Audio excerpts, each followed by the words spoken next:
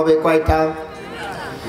এই কোরআনের কথা শুনতে হলে তোমাকে দুটি বিষয় মানতে হবে। এক নাম্বার, আল্লাহর কোরআন থেকে বলছেন, আল্লাহ পাক বলছেন ফাইদা কুরআল কুরআনু ফাসতামিউ লাহু ওয়া আনসিতু লাআল্লাকুম তুরহামুন।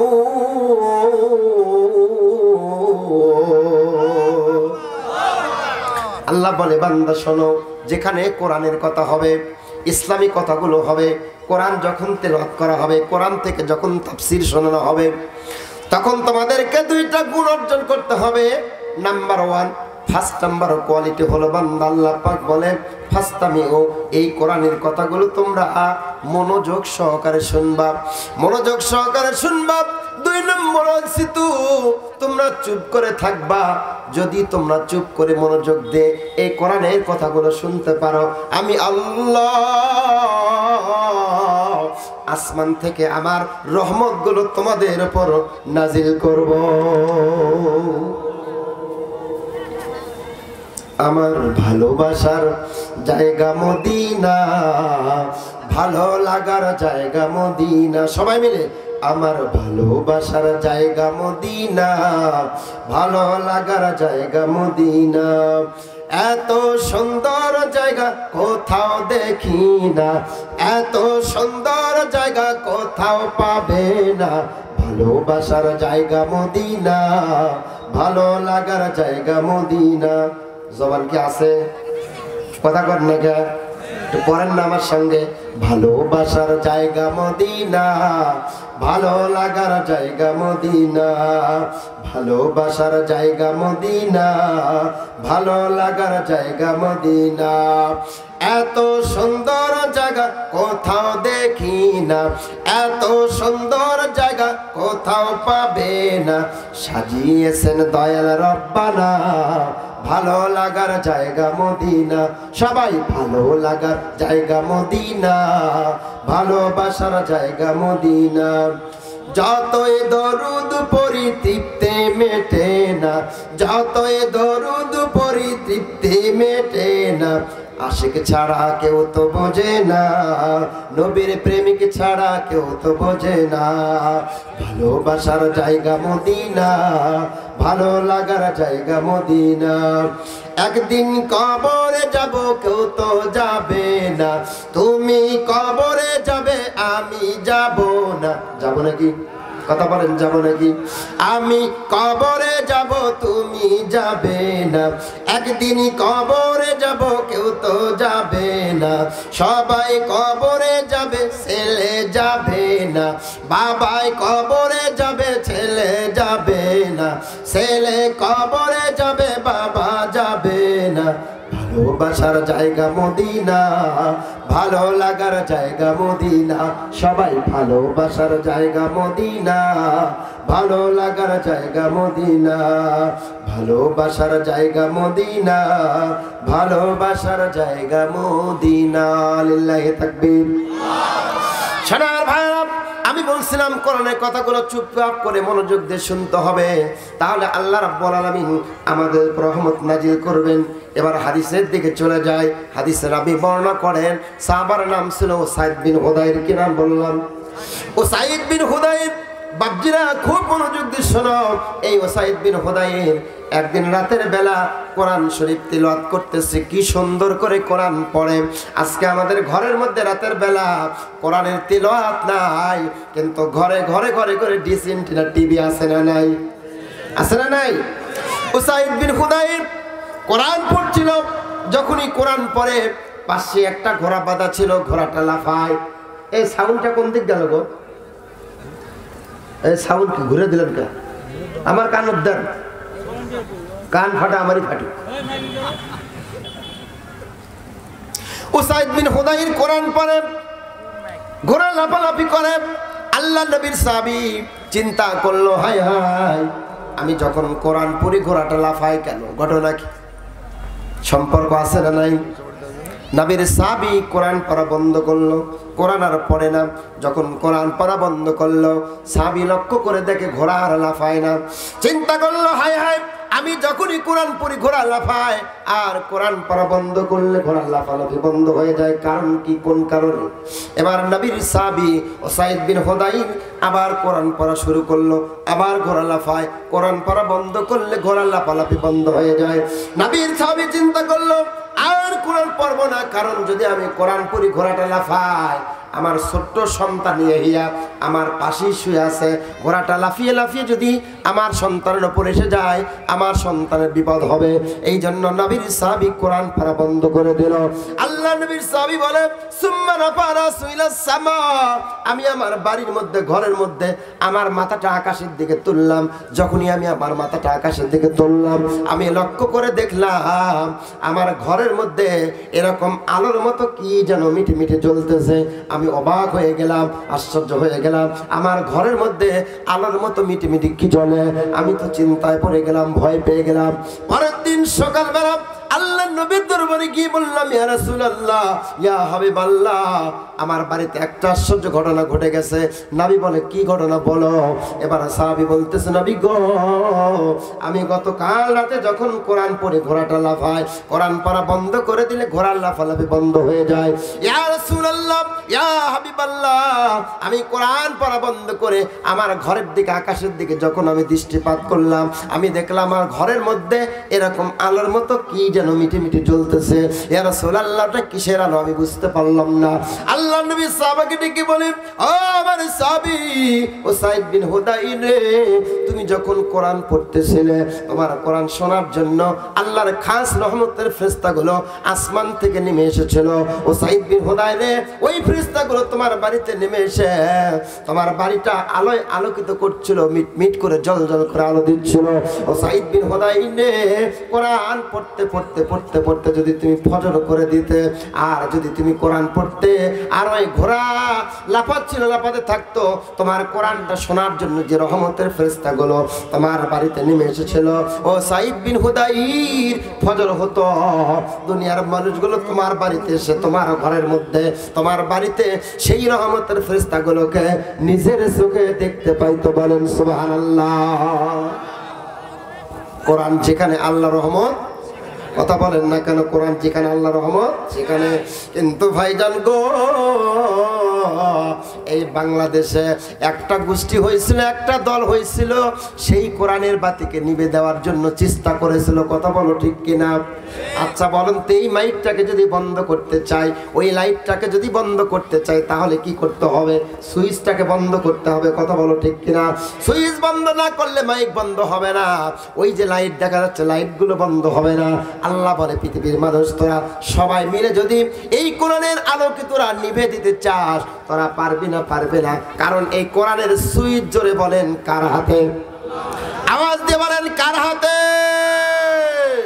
সেই কোরআনের পক্ষে আপনারা থাকতে চান কি চান না? যারা যারা চান দুহাত তুলে একটাবার আল্লাহকে দেখায়া দেন। লিল্লাহি তাকবীর, লিল্লাহি তাকবীর। এসো কোরআনের ছায়াতলে সমবেত হই, এসো আল্লাহ রাসূলের আনুগত হই। এসো কোরআনের ছায়াতলে সমবেত হই, এসো আল্লাহ রাসূলের আনুগত হই। কোরআনের ছায়াতলে এসে কত লোক প্রাণ দিল হেসে, কোরআনের ছায়া তলে যদি তাতে সুখ মেলে, কোরআনের ছায়া তলে যদি তাতে সুখ মেলে, তবে সেই সুখ থেকে কেন দূরে রই। এসো কোরআনের ছায়া তলে সমবেত হয়, এসো আল্লাহ রাসূলের আনুগত হই। লিল্লাহি তাকবীর। ভাই, এই সিটি সব জায়গাতে আসে, মা বোনগুলো কোথাও আটে না, এটি আর কেমনে। তারপরও যেহেতু আমাদের ভাইয়েরা জায়গা করেছেন, মা বোনদের দৃষ্টি আকর্ষণ করে বলছে, আম্মা জানে না আপনাদের নিয়ে ওয়াজ হবে আজকে, ফাটাফাটি ওয়াজ। আজকে যত ওয়াজ হবে সব মা গোরে নিয়ে, বলেন ইনশাআল্লাহ। এখানে লেখছে মহিলাদের জায়গা হচ্ছে না। আমার আম্মা জানে, আপনারা চেপে চেপে একটু বসেন, অন্যকে বসার জায়গা করে দেন। রাসূলের ভাষা, যদি আপনি অন্যকে বসার জায়গা করে দেন, আল্লাহ আপনাকে জান্নাতের মধ্যে জায়গা করে দিবে। জোরে কোন মারহাবা, আর জোরে বলেন মারহাবা। সম্মানিত ভাইরা আমার, কোরআনটা নাজিল করেছেন কে? আওয়াজ দিয়ে বলেন, কোরআনটা নাজিল করেছেন কে? এই কোরআনটা সংরক্ষণ হবে কিয়ামতের আগ দিন পর্যন্ত দায়িত্ব নিয়েছেন কে? আর জোরে বলেন কে? আল্লাহ পাক বলে, ইন্না নাহনু নাযালনায যিকরা ওয়া ইন্না লাহু লাহাফিজুন। আল্লাহ বলে, পৃথিবীর মানুষ শোনো, আমি কোরআনকে নাজিল করেছি, এই কোরআনের দায়িত্ব আমি আল্লাহ নিজে গ্রহণ করেছে। জোরে কোন মারহাবা। আল্লাহ নবী, বিশ্ব নবী যখন এই কোরআন থেকে মানুষকে দাওয়াত দিচ্ছিল, আল্লাহ নবী একে একে সকলকে দাওয়াত দেওয়া শুরু করলো। এই কোরআন থেকে যখন মানুষকে দাওয়াত দেওয়া শুরু করলো, এবার 1 নম্বর বেঈমান, 1 নম্বর বাটপার আবু জেহেল এবার ভাতিজা চাচাকে ডেকে ডেকে বলতেছেন, ও ভাতিজা, তুমি কি দিয়ে মানুষকে দাওয়াত দাও? তুমি যেটা দিয়ে মানুষকে দাওয়াত দাও, তুমি তো প্রমাণ করতে চাও, তুমি বলতে চাও এই কোরআন নাকি আল্লাহ নাজিল করেছে, কিন্তু তুমি যেমনি করে মানুষকে দাওয়াত দিচ্ছ আমরা বুঝতে পারতেছি এটা আল্লাহর কোনো কথা না, এটা হলো তোমার কবিতা। নাউজুবিল্লাহ কবেন না? এই কোরআন কি কবিতা নাকি? কিন্তু যখন এই কোরআনটা আপনি পড়বেন, কখনো কখনো মনে হয় যে এটা গদ্যের কিতাব, কখনো কখনো মনে হয় কবিতার কিতাব, পদ্যের কিতাব, ঠিক কিনা? কি সুন্দর করে আল্লাহ পাক সূরা নাজিল করেছে, আল কারিআতু মাল কারিয়া ওয়া মা আদরাকা মাল কারিয়া ইয়াউমা ইয়াকুনুন নাসু কাল ফারাশিল মাবসুস। আবু জেহেল আল্লাহ নবীকে ডেকে ডেকে বলতেছে, ভাতিজা, তুমি কই থেকে কোন কবিতা আমাদেরকে পড়ে শোনাও? তুমি যা আমাদেরকে বলতেছো এটা একটা কবিতা, তুমি একজন কবি, কবির মাধ্যমে আমাদেরকে জানিয়ে দাও। আল্লাহ পাক এবার বিশ্ব নবীকে বলতেছেন, নবী মুহাম্মদ, বেঈমান আবু জেহেলকে জানিয়ে দাও এটা কোনো কবির কবিতা নয়। আল্লাহ পাক বলছেন, ওয়া মা হুয়া বিকাউলি শাইরিন কালিলাম মা তুমিনুন।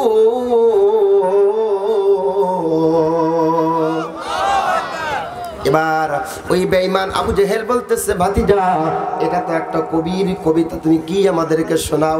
আল্লাহ পাক বলল, না না না, এটা কোরআন কোন কবির কবিতা না। এবার বলল, তাহলে তুমি তো গণক, গণক বিদ্যার মাধ্যমে যেমনি করে একটা গণকি করে মানুষদেরকে পাগল করে, তুমি তো আমাদেরকে সেই রকম গণকি বিদ্যার মাধ্যমে পাগল করতেছো। তুমি একটা গণকি করে আমাদেরকে তোমার দিকে নিতে চাচ্ছ। আল্লাহ পাক পৃথিবীর মানুষকে জানিয়ে দিলেন, পৃথিবীর মানুষ শোনো, আমি আল্লাহর কথা হলো আলা বিকাউলি কাহিনিন কালিলাম মা তাযাক্কারুন। না রে না, পৃথিবীর মানুষ শোন শোন, এটা কোনো কবির কবিতা না, এটা কোনো গণকের কথা না। তাহলে এটা কি? আল্লাহ পাক বলছেন, দুনিয়ার মানুষ তাহলে শোনো, এই কোরআনটা তোমাদের জন্য কি, তাহলে তোমরা বোঝো। আল্লাহ পাক বলছেন, পৃথিবীর মানুষ শোনো, তানজিলুম মির রাব্বিল আলামিন। আল্লাহ বলে, এটা কোনো গণকের কিতাব নয়, এটা কোনো কবির কিতাব নয়, এটা হলো যিনি সারা পৃথিবীর রব, সেই মহান রবের পক্ষ থেকে নাজিলকৃত। জোরে কোন মারহাবা। এবার প্রশ্ন হলো, এবার কোরআনকে বলো, কোরআন গো কোরআন, ও কোরআন, তোমাকে ধরলে, তোমাকে ছুঁইলে, তোমার সঙ্গে সম্পর্ক রাখলে আমার কি হবে? এবার কোরআন তার কোরআনের ভাষায় বলে দিবে, ফামান তাবিয়া হুদায়া ফালা খাউফুন আলাইহিম ওয়ালা হুম ইয়াহসানুন।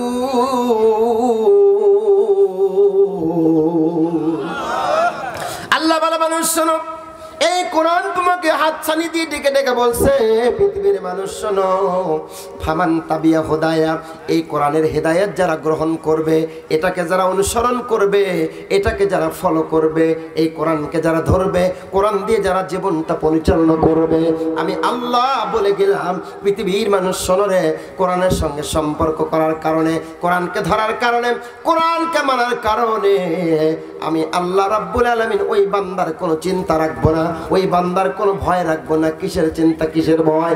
আমাদের ভয় একটাই, আল্লাহ আমরা যেন জাহান্নামে না যাই। আমাদের চিন্তা একটাই, আল্লাহ আমরা যেন জান্নাতে যাই। আল্লাহ তোমার জান্নাত পাবো কি পাবো না?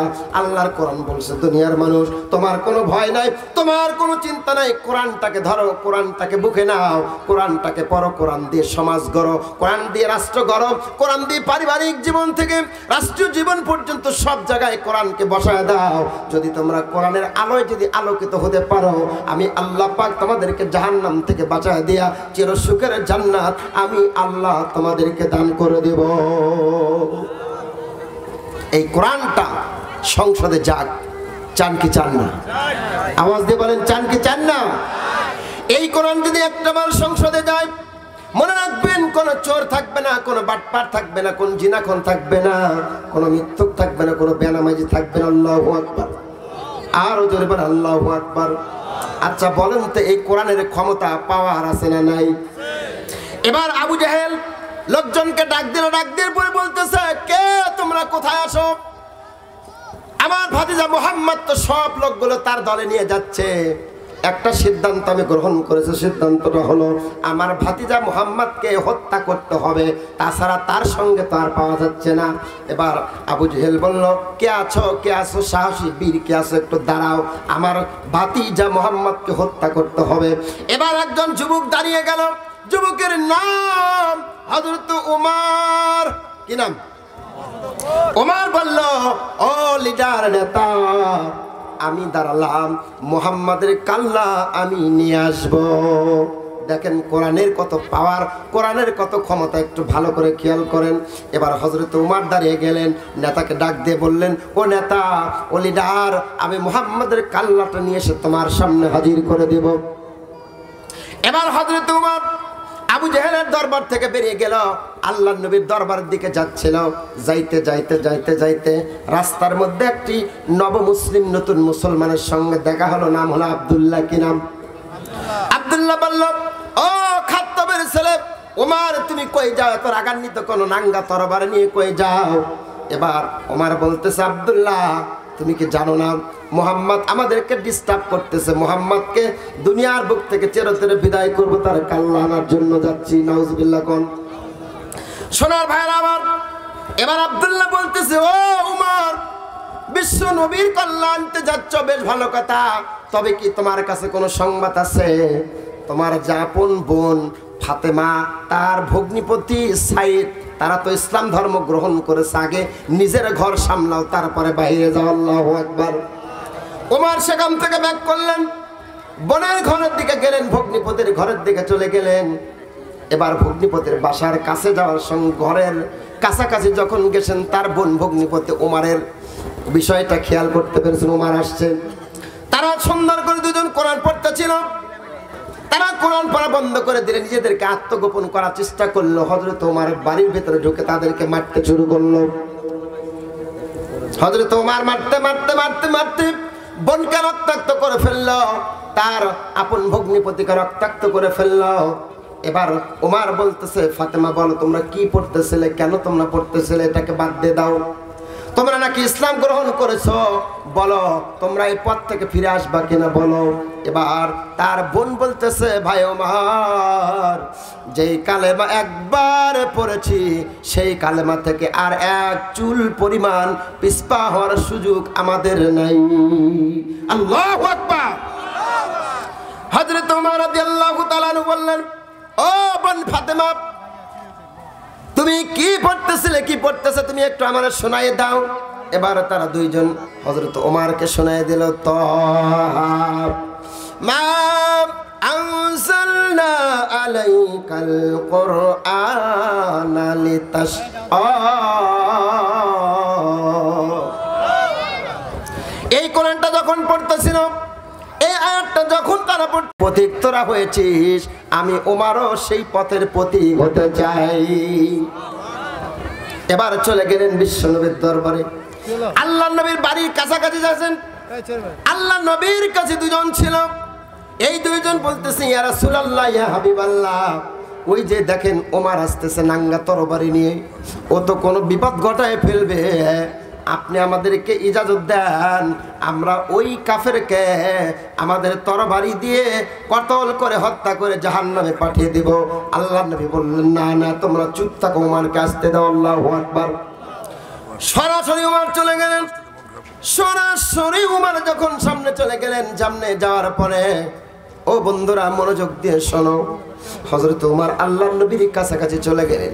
কাছাকাছি যাওয়ার পরে আল্লাহর নবীকে ডেকে ডেকে বলতেছি, ইয়া রাসূলুল্লাহ, ইয়া হাবিবাল্লাহ, নাঙ্গা তরবারি এনেছিলাম আপনাকে হত্যা করার জন্য, আপনার কাল্লা কাটার জন্য আপনার কাছে এসেছিলাম, ইয়া রাসূলুল্লাহ, ইয়া হাবিবাল্লাহ, ভুল করেছি, নবীজি বুঝতে পেরেছে, আর দেরি নয়, এই যে তরবারি আপনার সামনে রেখে দিলাম, আর আপনার হাতে হাত রেখে আমাকে মধুর কালেমাটুকু পড়ে দেন, আশহাদু আল্লা ইলাহা ইল্লাল্লাহু ওয়া আশহাদু আন্না মুহাম্মাদান আবদুহু ওয়া রাসূলুহু। চিৎকার করুন আল্লাহু আকবার। তাহলে দেখেন তো কোরআনের ক্ষমতা আছে না নাই? এই কোরআনের আয়াত শুনে হযরত ওমর রাদিয়াল্লাহু তাআলা আনহু মুসলমান হয়ে গেলেন। সম্মানিত ভাইরা আমার, ভালো করে শুনেন, ওমর যেদিন ইসলাম গ্রহণ করলেন দুপুরের সময়, এই দুপুরের সময় হযরত ওমর নবীকে ডেকে ডেকে বলতেছেন, ইয়া রাসূলুল্লাহ, ইয়া হাবিবাল্লাহ, আজ থেকে এখন থেকে আর আমরা ইসলামের কথা আর গোপনে বলবো না, আজ থেকে এখন থেকে ইসলামের কথা আমরা ওপেনে বলবো। আল্লাহু আকবার। এই 17 বছর এই বাংলাদেশের জমিনে আলেম ওলামারা হক কথাগুলো বলতে পারতো না, কোরআনের হক কথাগুলো বলতে পারতো না। যখনই বলতো, ওই বেঈমান জালিমগুলো আলেমদের কাছ থেকে মাইকটাকে কেড়ে নিত। কথা বলো ঠিক কিনা? জালিমের আজকে বাংলাদেশ থেকে বিদায় হয়েছে, খুশি না বেজার? আল্লাহ তোমার দরবারেতে হাজার শুকরিয়া, আল্লাহ তোমার দরবারেতে হাজার শুকরিয়া, হাসিনা পালাইছে দেশটা ছাড়িয়া, স্বৈরাচার পালাইছে দেশটা ছাড়িয়া। কোথায় আওয়ামী লীগ, কোথায় কাদের কাকা, কোথায় আওয়ামী লীগ, কোথায় কাদের কাকা, কোথায় গেল ওই জালিমের গরম গরম কথা? খেলা হবে, খেলা হবে, খেলা হবে, খেলা হবে, খেলা হবে বলে কাকায় গেল পালায়া, হাসিনা পালাইছে দেশটা ছাড়িয়া, স্বৈরাচার পালাইছে দেশটা ছাড়িয়া। কত ছাত্রীর বুকে করলো গুলি, রক্তে রঙিন হলো সকল গলি, কত ছাত্রের বুকে করলো গুলি, রক্তে রঙিন হলো সকল গুলি।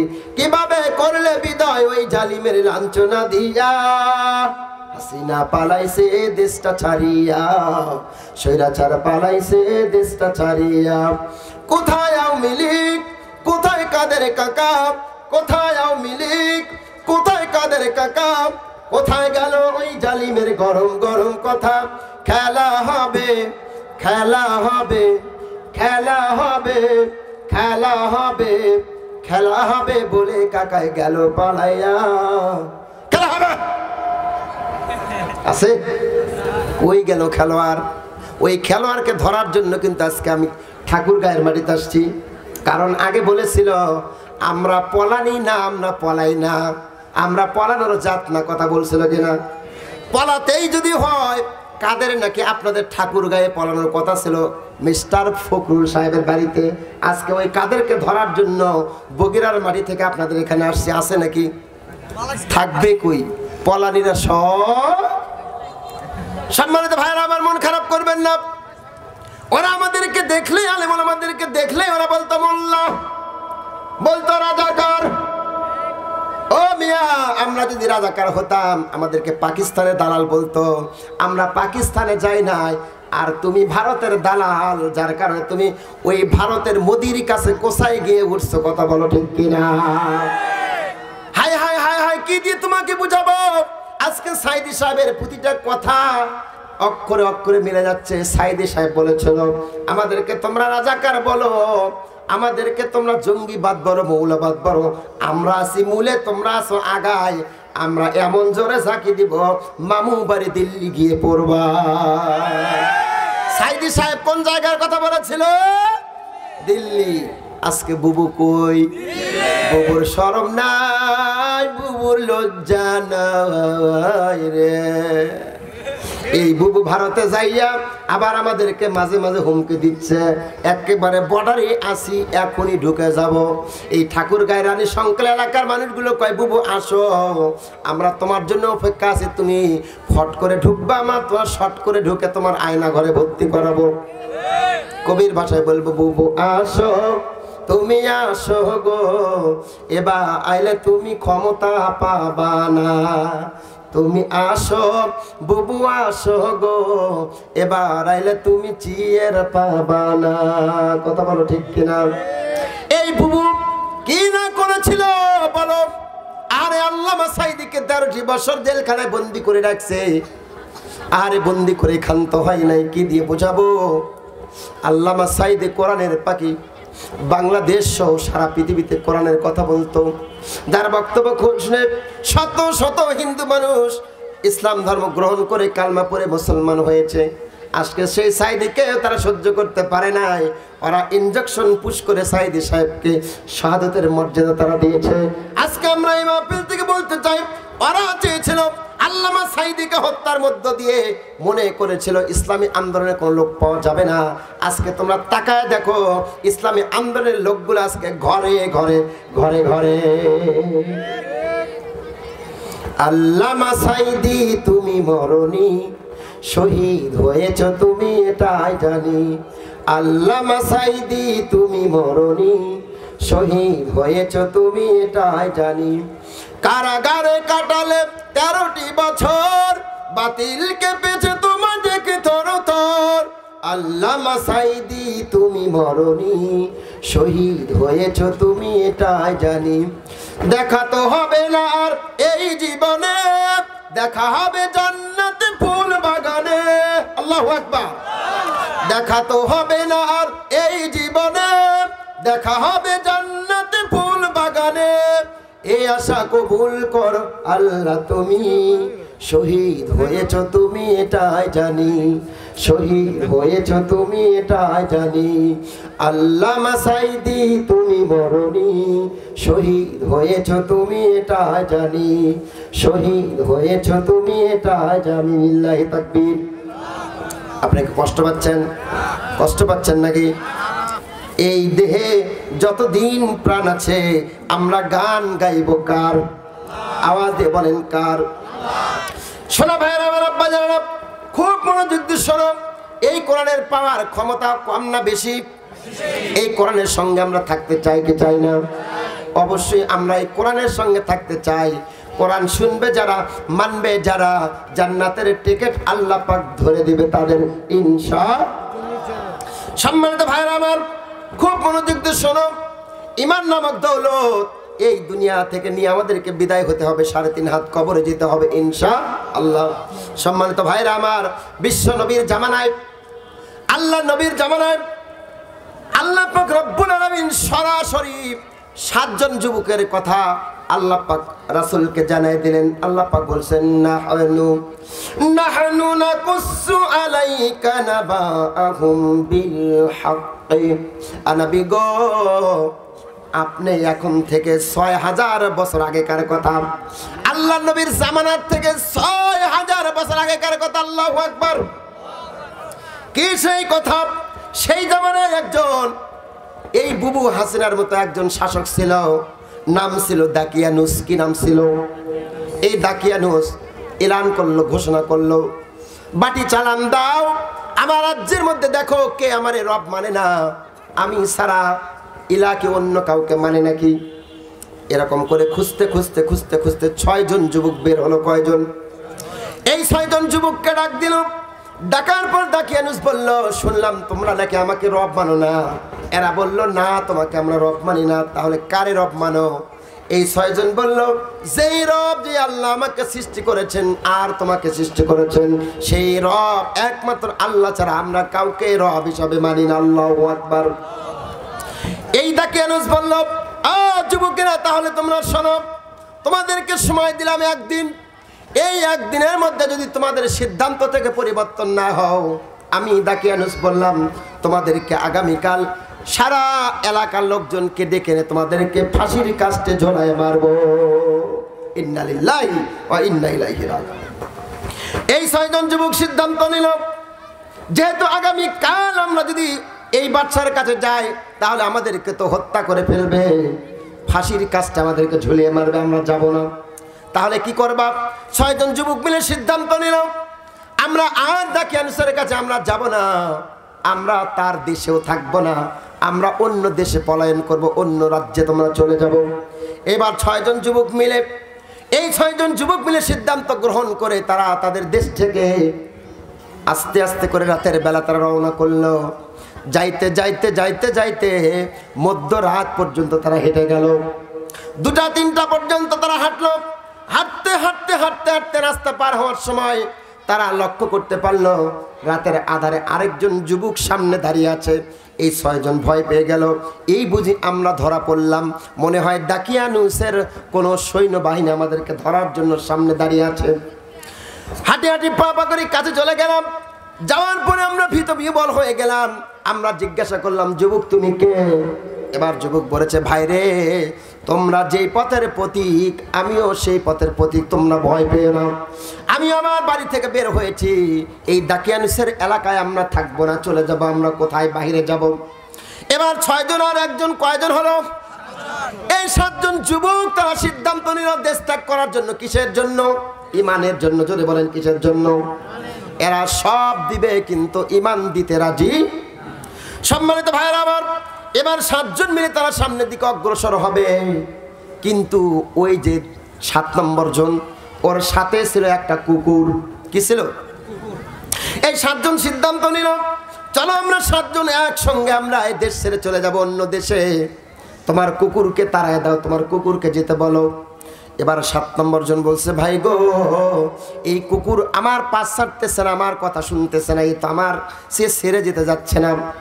এবার ছোট্ট একটা কঞ্চি নিল, ছোট্ট একটা কঞ্চি নিয়ে ওই কুকুরের উপর আঘাত করলো আর কুকুরকে তাড়িয়ে দেওয়ার জন্য চেষ্টা করলো। কুকুর তাদের পিছন ছাড়ে না।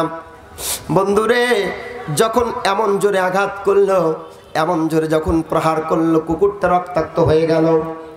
এবার এই কুকুরটা তার জবানটা মাটির সঙ্গে লাগায় দিয়া আমার রবকে ডেকে বলতেছে, আল্লাহ, ওরা তো জানে না আমিও তোমার একজন মাখলুক, আমিও তোমার গুণগান গাই।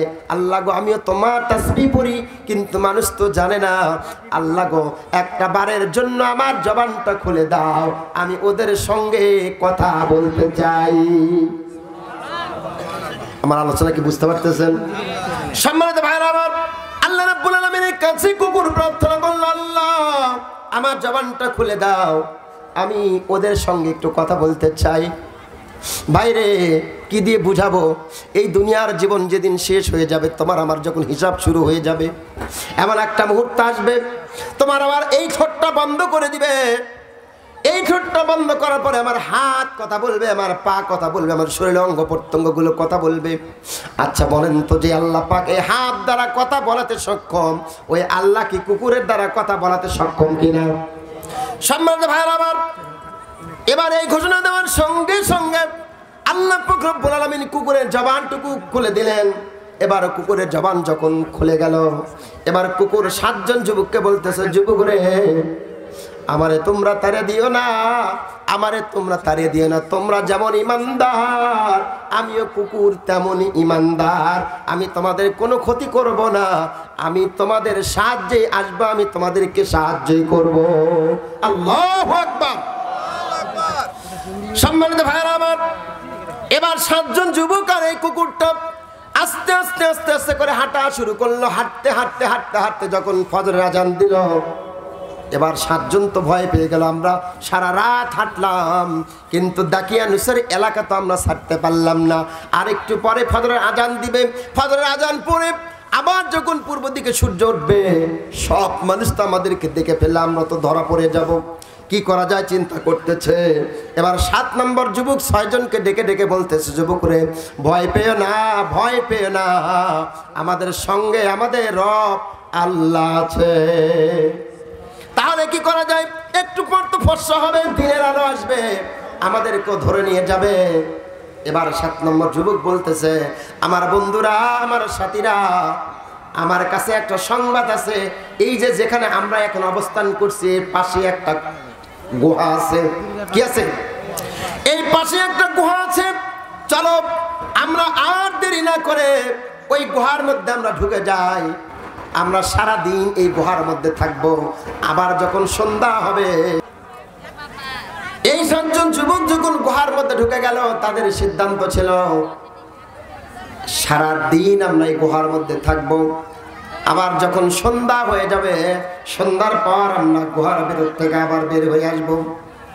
7 জন যুবক এই গুহার মধ্যে ঢোকার পরে এরা দোয়া করলো। সেই দোয়াটা আল্লাহ রাব্বুল আলামিন কোরআনুল কারীমের মধ্যে কত সুন্দর করে রেকর্ড করে দিলেন। তারা বলল, ইজ কামু ফাকালু রব্বানা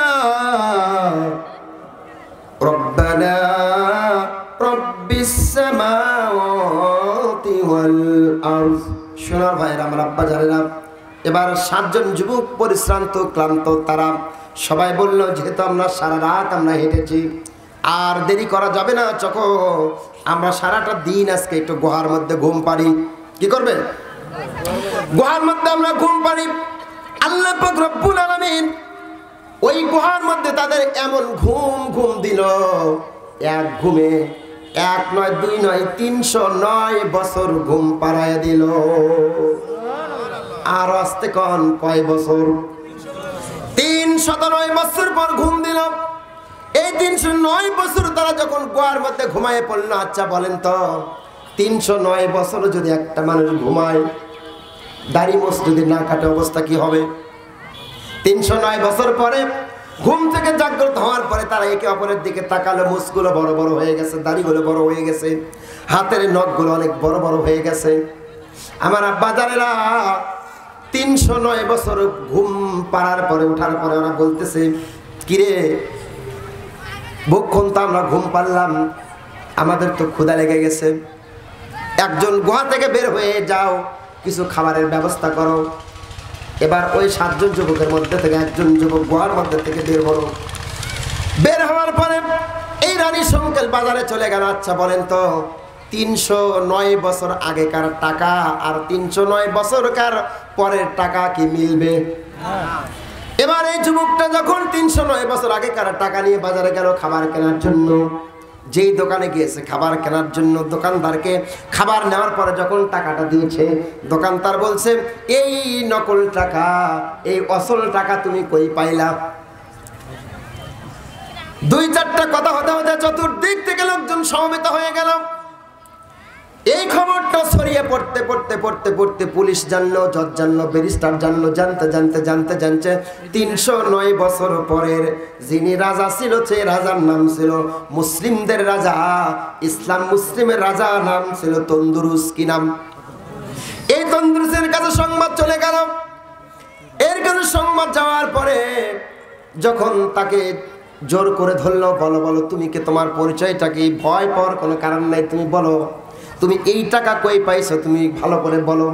এবার যুবক বলতেছে সব ঘটনা ওই রাজাকে খুলে বলল। আল্লাহু আকবার। ওই রাজাকে খুলে বলার পরে বলতেছে, তোমরা আর ভয় পেও না, যেই রাজার ভয়ে তোমরা রাজ্য ছেড়ে চলে যাচ্ছিলে, ওই রাজা তো আর নাই। এই টাকাটা 309 বছর আগেকার টাকা, তোমার ভয় পাওয়ার কোনো কারণ নাই। চলো আমরা সবাই মিলে তোর সঙ্গী সাথীদেরকে কবর থেকে, ওই গুহার ভিতর থেকে আমরা সবাই মিলে বের করব।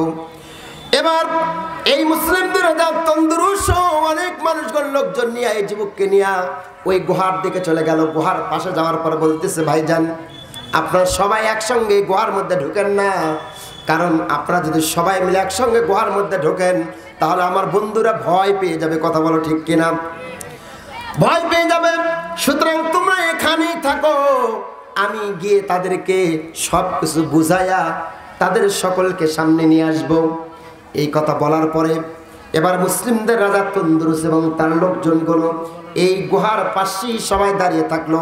7 নম্বর যুবকটা আস্তে আস্তে করে গর্তের ভিতর যখন ঢুকে গেল, গর্তের ভিতর গুহার ভিতর ঢুকে যাওয়ার সঙ্গে সঙ্গে আল্লাহ পাক রব্বুল আলামিন গুহার মুখটাকে বন্ধ করে দিলেন। বলেন সুবহানাল্লাহ। সময় যায়, ঘন্টা যায়, মিনিট যায়। এবার এই ইসলাম মুসলিমদের তন্দুরুস নামক এই ব্যক্তিটি এবং তার দল যে লোকজনগুলো ছিল সবাই মিলে এবার গুহাটা খুঁজতে শুরু করলো। তারা আর গুহা খুঁজে পাচ্ছে না।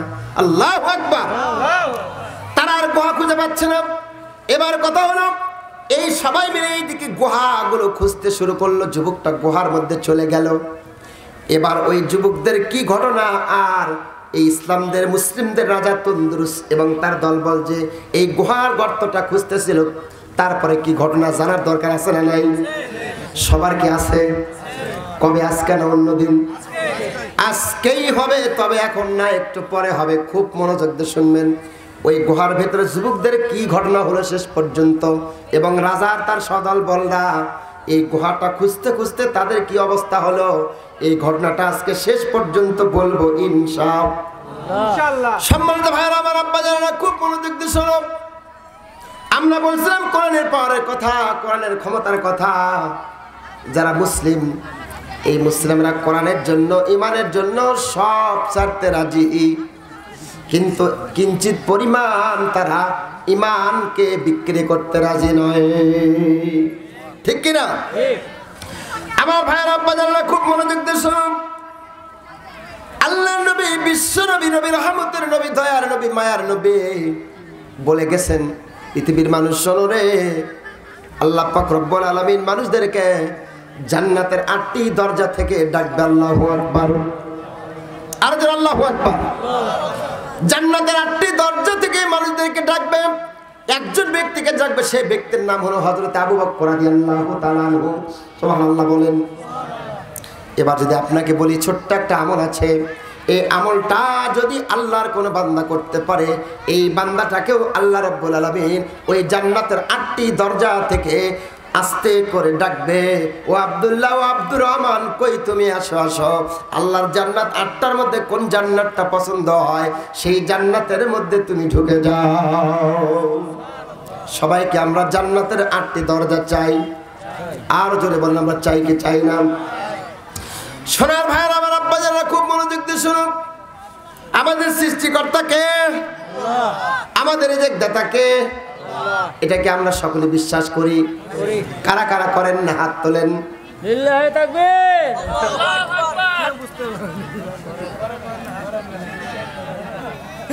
আল্লাহ রাব্বুল আলামিনের একজন নবী ছিল, নবীর নাম হযরত মুসা কালিমুল্লাহ।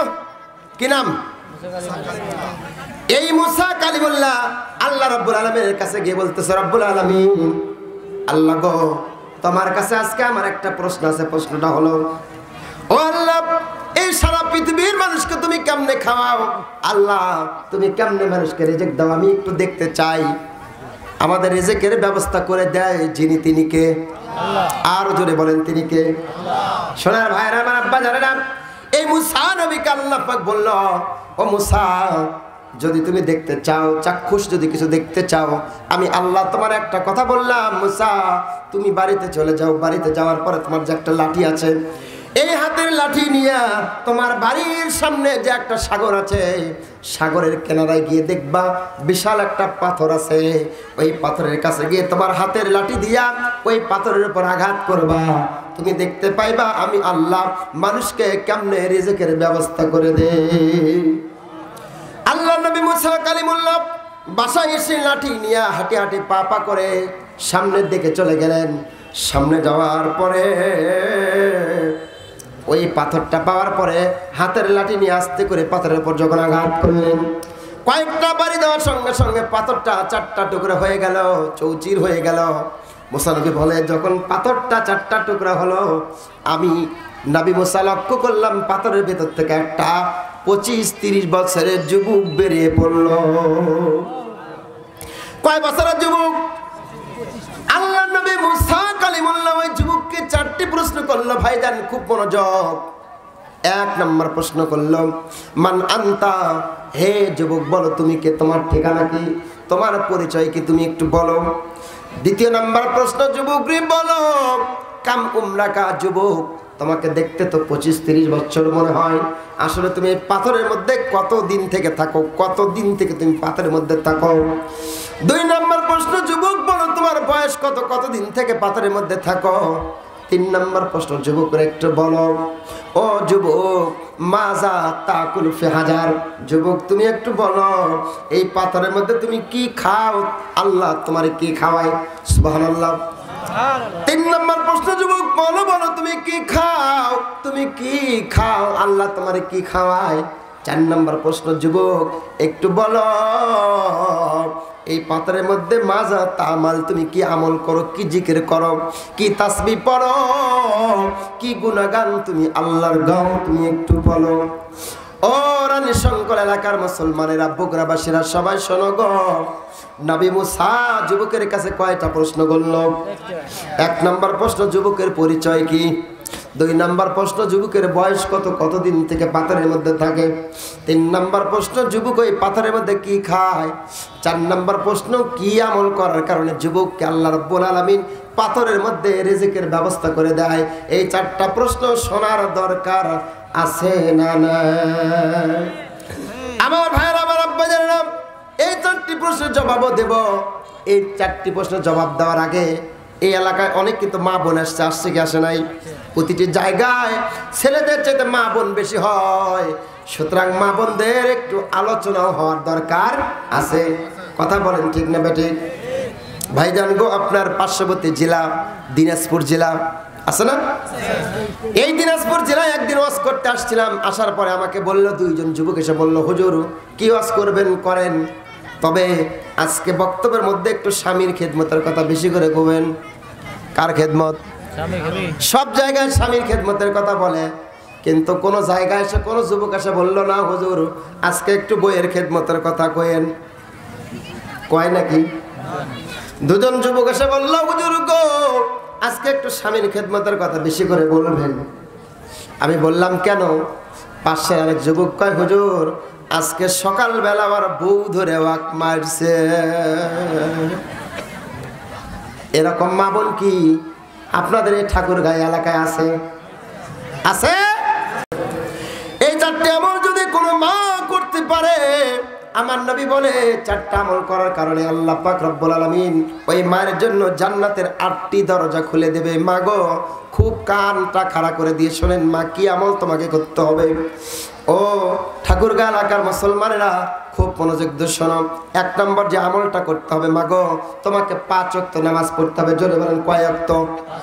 নামাজ কি শুধু মায়েরাই পড়বেন, আপনারা পড়বেন? কথা বলেন, আপনারাও পড়বেন, মায়েরাও পড়বে। মা গো 5 ওয়াক্ত নামাজ পড়ো। 2 নাম্বার 1 বছর পর পর রমজানের রোজা রাখো। এই রোজা ছেলেরাও করবে, মেয়েরাও করবে। মা গো মা 1 নাম্বার 5 ওয়াক্ত নামাজ, 2 নাম্বার রমজানের রোজা, 3 নাম্বার সতীত্বকে রক্ষা করো মা, চরিত্রটাকে নষ্ট করো না। 4 নাম্বার স্বামীর খেদমত করো। মা গো মা এই 4টা কাজ যদি করতে পারো, আমার নবী বলেছেন 4টা কাজ করবে যারা, জান্নাতের 8টি দরজা তাদের জন্য খুলে যাবে। 1 নাম্বার 5 ওয়াক্ত নামাজ, 2 নাম্বার রমজানের রোজা, 3 নাম্বার সতীত্বকে রক্ষা, 4 নাম্বার স্বামীর খেদমত। এই 4টা কাজ যদি কোনো মা করতে পারে, আমার নবী কয় মায়ের জন্য জান্নাতের 8টি দরজা খুলে যাবে। এবার মা আমাকে বলতেছে, হুজুর গো 4টা আমলের কথা তো বললেন, 4টার মধ্যে আমরা 3টা করব, 1টা করব না, কি করবা না মা? এবার মা বলতেছে, হুজুর গো 5 ওয়াক্ত নামাজ পড়বো, রমজানের রোজা রাখবো, মা গো মা সতীত্বকে রক্ষা করব, কিন্তু হুজুর আমরা স্বামীর খেদমত করব না। স্বামীর খেদমত করব না বলে কেন? কয় হুজুর বোঝেন না, স্বামীর খেদমত এই জন্য করব না কারণ বিয়ের রাতে ওই স্বামীকে 5 লক্ষ টাকা দিছি, বিমান দিছি, মোটরসাইকেল দিছি, টিভি দিছি, ফ্রিজ দিছি থাকার জন্য, ল্যাপটপ খেতা বালু সব দিছি, স্বামীর খেদমত হবে? কথা কন না কেন? আছে না নাই? এ যুবক ভাইরা, কার প্রেমে পাগল? ওই বিবির জন্য তুমি পাগল হয়ে গেছো, বৃদ্ধ বাবা মাকে তুমি ভুলে গেছো। আজকে এই মাহফিল থেকে বাসায় যখন যাবা, বউরে ডেকে বলবা, বউরে একটু ওঠ না, একটু টিউবওয়েল থেকে গরম পানি নিয়ে এসে দে। ওই বউ তোমার দিকে এত বড় বড় চোখ করবে আর বলবে, মরার বেটা মরা, চোখে কি দেখো না, হাতে কি শক্তি নাই? টিউবওয়েলের পারে যাও, যত পারো পানি খাও, আমি বিছানা থেকে উঠতে পারবো না। ঠিক না বেঠে? আজকে সেই বউকে তুমি পাগলের মতো ভালোবাসো, আর বৃদ্ধা বাবা মাকে তুমি ভালোবাসো না, মাকে তুমি দেখতে পারো না। এখানে অনেক ভাই বসে আছেন, বাবাকে দেখতে পারে না, মাকে দেখতে পারে না। কথা বলেন ঠিক না বেঠি? আজকে যখন বাসায় যাবেন, যাদের বাবা মা আছে, তোমার পায়ের শব্দ শুনে আব্বা বলবে বাবা কি মাহফিল থেকে আসছিস, মা তোমার নাম ধরে বলবে বাবা তুই কি মাহফিল থেকে আসছিস। কিন্তু যাদের বাবা নাই, যাদের মা নাই, তুমি তোমার সন্তানকে ডাকবা, তোমার স্ত্রীকে ডাকবা, 8টা 10টা ডাক দিবা, তোমার বিবি তোমার সন্তান দরজা খুলবে। কথা কর না কেন? এখানে অনেক ভাই বসে আছেন, আব্বা আম্মার জন্য 800 টাকার চৌকি দিয়েছো, আর বিবির জন্য 40,000 টাকার খাট কিনে দিয়েছো। দাও ভালো কথা, বিবির জন্য 40,000 টাকার খাট কিনলে বাপের জন্য তুমি কেমনে 800 টাকার চৌকি কিনে দিলা? এই কাজ যারা করছো তোমরা প্রস্তুত থাকো, তোমাদের সন্তানেরা 800 টাকার চৌকিও দিবে না। তোমাদের সন্তানেরা তোমাদেরকে থাকার জন্য এইরকম পল পেরে থাকতে দিবে। কথা বলো ঠিক কিনা? যদি আজকে বাঁচতে চাও, বিবি এবং তোমার বাবা মার বিছানা আলাদা করে দাও। এই অস্টা শোনার পরে এক পাগলা যা বিছনা আলাদা করে দিছে, টেলিভিশন মার্কা বউ সকালবেলা রাগ করে বাপের বাড়ি চলে গেছে। আপনি যদি দেন, আপনার বউ কিন্তু থাকবে না। কথা বলো ঠিক কিনা? ওয়াজ শোনার পরে বিছানা আলাদা করে দিছে, বউ গেছে বাপের বাড়ি। এবার পাগলা বেটা চিন্তা করতেছে, হাই হাই বউ গেল, এখন আমার কি হবে? আছে না নাই? বউ গেছে, এখন আমার কি হবে? মন খারাপ করে বসে আছে, পাগল মন খারাপ করে বসে আছে। কি হয়েছে? কয় হুজুর কালকের ওয়াজ যখন আমি বাড়িতে এসে আমল করছি, বউ চলে গেছে। কয় গেছে তো কি হয়েছে, বিয়ে আর একটা কর। করছে না হুজুর, ওই রকম বউ কি আর আমি পাবো? একটা কেন, 99টি বউ পেলে, 99টি বউ গেলে 100 নম্বর বউ তোমার ঘরে আসবে। জনম দুঃখিনী মা, গর্ভধারণী মা, কষ্টের পর কষ্ট সহ্য করেছে মা বাবা, একবার যদি চলে যায় কিয়ামত পর্যন্ত সেই বাবা মা কিন্তু আর আসবে। কথা বলেন, আসবে? এবার পাগলা বেটা মন খারাপ করে বসে আছে। হুজুর তাকে পরামর্শ দিচ্ছে, যেহেতু তোর ওই বউ ছাড়া হবে না, তাহলে ফোন লাগা। কয় ফোনও দিলাম, ফোন তো ধরে না। কয়েকবার ফোন দেওয়ার পরে দেখি ফোনটা শ্বশুর আব্বা ধরছে। আমি মনের দুঃখে বললাম, আমার সোনার ময়না পাখি কোন দোষেতে চলাম গেলি রে, দিয়া মোরে ফাঁকি রে, আমার সোনার ময়না পাখি। বউ হলো সোনার ময়না পাখি, বাপ্পা হলো জঞ্জাল। কথা বলো ঠিক কিনা? ও ঠাকুরগাঁ এলাকার মুসলমান, একটা বাস্তব ঘটনা তোমাদের সামনে তুলে ধরবো, খুব মনোযোগ দিয়ে শোনো। মা গো মা, তুমিও মনোযোগ দিয়ে শোনো গো মা। ময়মনসিংহ জেলার ঘটনা, ভালো করে শোনো। ও যুবক, মা কি জিনিস তুমি চিনলা না, বাপ কি জিনিস তুমি চিনলা না। একটা ভাই আমাকে বলো তো, আমি আসমান থেকে নেমে আসছি, অথবা আমাকে বলো তুমি জমিন থেকে আসছো। তুমি জমিন থেকেও আসনি, তুমি আসমান থেকেও আসনি, তুমি সন্তান তোমার গর্ভধারিণী মায়ের পেট থেকে আসছো। কথা বলো ঠিক কিনা? প্রতিটি সন্তান মায়ের যে পেটের মধ্যে থাকে, ওই পেটের মধ্যে একটা থলি আছে, একটা ব্যাগ আছে। ওই ব্যাগটা সর্বসাকুল্যে 10 ইঞ্চি। জোরে বলেন কয় ইঞ্চি? এই 10 ইঞ্চি থলির মধ্যে একটা সন্তান থাকে।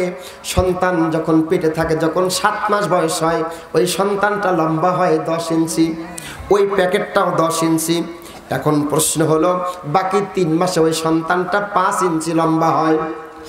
এবার ডাক্তাররা গবেষণা করেছে, ডাক্তারদেরকে বলা হয়েছে 10 ইঞ্চি প্যাকেটের মধ্যে 7 মাস বয়সী সন্তান যখন 10 ইঞ্চি হয়, বাকি 3 মাসে সন্তান যখন 5 ইঞ্চি লম্বা হয়, এই 5 ইঞ্চি সন্তান কোথায় যায়? ডাক্তারেরা বলল, যখন 10 ইঞ্চি থেকে 11 ইঞ্চি হয়, এই একটা দুইটা পা সন্তানের মায়ের কলিজার সঙ্গে সেট করে দেওয়া হয়। 1 ইঞ্চি যখন বড় হয়, মায়ের কলিজাটা 1 ইঞ্চি উপরে ওঠে। সন্তান যখন 2 ইঞ্চি বড় হয়, মায়ের কলিজা 2 ইঞ্চি বড় হয়ে যায়। এরকম করতে করতে 5 ইঞ্চি যখন বড় হয়, মায়ের কলিজা 5 ইঞ্চি উপরে উঠে যায়।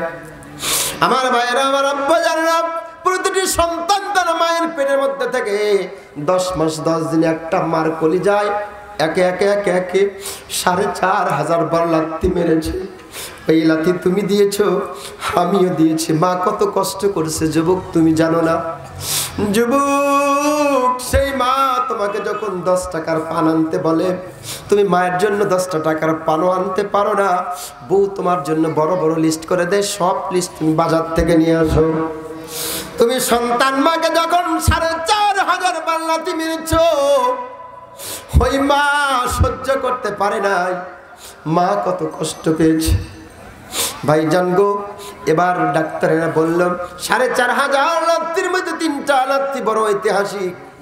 3 নম্বর লাথির মধ্যে একটা লাথি যখন দিয়েছ, মায়ের জরায়ু ফেটে গেছে, ডিম্বাণুটা ফেটে গেছে। 2 নম্বর লাথি দেওয়ার পরে মা অজ্ঞান হয়ে গেছে। Last number final finishing touch যখন তুমি দিয়েছ, মা অজ্ঞান হয়ে তুমি সন্তান মায়ের জরায়ু দিয়া এই দুনিয়ার বুকে এসেছো। যেদিন তুমি দুনিয়াতে আসছো সন্তান, মায়ের শরীর থেকে 2.25 কেজি রক্ত ঝরে গেছে। মা কত কষ্ট পাইছে, মা কত বেদনা পাইছে। 3.5 কেজি রক্ত ঝরাই দিয়েছে। ওই মা তোমার জন্য পৌষ মাসে, মাঘ মাসে কঠিন ঠান্ডার মধ্যে মা তোমাকে কত সুন্দর করে বুকের উপরে গেছে। তুমি সন্তান বিছানায় থাকবা, প্রস্রাব করেছো, ভিজে যাবা, তোমার ঠান্ডা লাগবে, মা তোমারে ঠান্ডা লাগতে দেয় নাই। মা ঠান্ডার মধ্যে শুয়া তোমারে বুকের মধ্যে রেখেছে। ও যুবক, তোমাকে কি দিয়ে বুঝাবো? যুবক, তোমাকে কি দিয়ে বুঝাবো? তুমি 2.25 কেজি রক্ত ঝরাইয়া দিয়া এই দুনিয়াতে আসলা। সেই সন্তানে যদি একটা আঙ্গুল কেটে যায়, 1-2টা ফোঁটা যদি রক্ত বের হয়, আমার জনম দুঃখিনী মা সহ্য করতে পারে না। কথা বলো ঠিক না বেঠিক? মা সহ্য করতে পারে না। তুমি সন্তান সেই মারে কেমনে ভুলে যাও? তুমি সন্তান সেই বাপকে কেমনে ভুলে যাও? বলছিলাম ময়মনসিংহের ঘটনা। একটা যুবতী মেয়ের বিয়ে হয়ে গেল 1.5 বছরের মাথায়। ওই মেয়ের পেট থেকে একটা সন্তান আসলো। আল্লাহু আকবার। এবার গরিব মেয়ে, ময়মনসিংহের মুক্তাগাছার মেয়ে, 1.5 বছর সংসার করার পরে যখন তার পেট থেকে ফুটফুটে একটা ছেলে সন্তান জন্মগ্রহণ করলো, 1.5 বছর সংসার জীবনে পুত্র সন্তান যখন জন্মগ্রহণ করলো, এবার স্বামী স্ত্রীর গন্ডগোল হয় কি হয় না? যখন গন্ডগোল হলো, গন্ডগোলের এক পর্যায়ে ছোট্ট বাচ্চা সহ এবার যুবকটা ওই জনম দুঃখিনী মা গরিব মেয়েকে ছেড়ে দিল, ডিভোর্স দিল। আমার ভাইয়েরা যখন ডিভোর্স হয়ে গেল, এই ছোট্ট বাচ্চাটাকে তার বাবা রেখে দিল তার কাছে। এই মেয়েটা আজকাল 2 দিন 3 দিন 5 দিন করতে করতে মানসিক রোগী হয়ে গেল। এই মানসিক রোগী এমন ভাবে মানসিক রোগী হয়ে গেল ছোট্ট সন্তানের জন্য। এই ঘটনা কেন বলছি দেখেন, একটা মা তার সন্তানকে কত বেশি ভালোবাসে। আমার ভাইয়েরা ইউটিউবে যাবেন, লিখবেন, সব দেখতে পাবেন। এই জনম দুঃখিনী মা তার ছোট্ট সন্তানের জন্য পাগল পারা হয়ে, হন্যহারা হয়ে, ছোট্ট সন্তানের চাঁদ মাকা চেহারা দেখার জন্য বাজারে বাজারে ঘুরে, হাটে হাটে ঘোরে, আর খবর নাই কই রে কই, তোরা কই, আমার সন্তানকে তোরা কই ঢুকে রাখছিস, আমার সন্তানটা আমার বুকে দে। সন্তানের চিন্তা করতে করতে করতে করতে জনম দুঃখিনী মা মাথার ব্রেনটা নষ্ট হয়ে গেল। এবার ওই মায়ের যারা আত্মীয় স্বজন ছিল, পরিবারের লোকজনগুলো ছিল, এবার জনম দুঃখিনী মায়ের পায়ে তারা শেকল পরায় দিল, বন্দি করে রাখলো। যখন এই পাগলি মেয়েটিকে পায়ে শেকল পরে যখন বন্দি করলো, এই ঘটনাটা চতুর্দিকে এলান হয়ে গেল, ছড়িয়ে গেল। সেখানে টিওনো মহোদয় গেল, ডিসি মহোদয় গেল, তারা সেখান থেকে তাকে মুক্ত করলো। ভাইরা আমার, আপনাদের কাছে প্রশ্ন হলো, বলেন তো এই মেয়েটা যে পাগল হয়ে গেল, ব্রেনটা নষ্ট হয়ে গেল, কার মহব্বতে? ছেলের মহব্বতে, সন্তানের মহব্বতে। এইরকম মহব্বত তোমাকে আমাকে সবাইকে প্রত্যেককেই ভালোবাসছে, ভালোবাসছে, মহব্বত করছে মা, মহব্বত করছে বাবা। সে আব্বা আম্মাকে ভুলে গিয়া তুমি কেমনে বিবির জন্য পাগল পারা হয়ে যাও? যেই বিবি তোমার খেদমত করতে চায় না, যে বিবি 3টা আমল করতে চায়, তুমি স্বামীর খেদমত করতে চায় না, এরকম মা আপনাদের ঠাকুর পাড়া এলাকায়, ঠাকুরগাঁ এলাকায় আছে না নাই? কথা বলো, আছে না নাই? মায়েরা, আমি তোমাদেরকে বলছি, মা তোমাকে আমি মনোযোগ দিয়ে শোনার কথা বলছি। মা, 4টা আমল করো, তোমার জন্য জান্নাতের 8টি দরজা খুলে যাবে। 5 ওয়াক্ত নামাজ পড়বা, রমজানের রোজা রাখবা, স্বামীর খেদমত করবা, সতীত্বকে রক্ষা করবা। যদি করো, আল্লাহ তোমার জন্য জান্নাতের 8টি দরজা খুলে দেবে ইনশাআল্লাহ। সম্মানিত ভাইয়েরা আমার, খুব মনোযোগ দিয়ে শোনান, মা বোনদের ওয়াজ করতেছিলাম। ও ঠাকুরগাঁও এলাকার মুসলমানেরা, মনোযোগ দিয়ে তুমি শোনো। মা গো, স্বামীর খেদমত তোমাকে এই জন্য করতে হবে। স্বামী তোমার জানের জান, স্বামী তোমার প্রাণের প্রাণ। স্বামী ছাড়া তোমার জীবনটা অন্ধকার, তোমার জীবনটা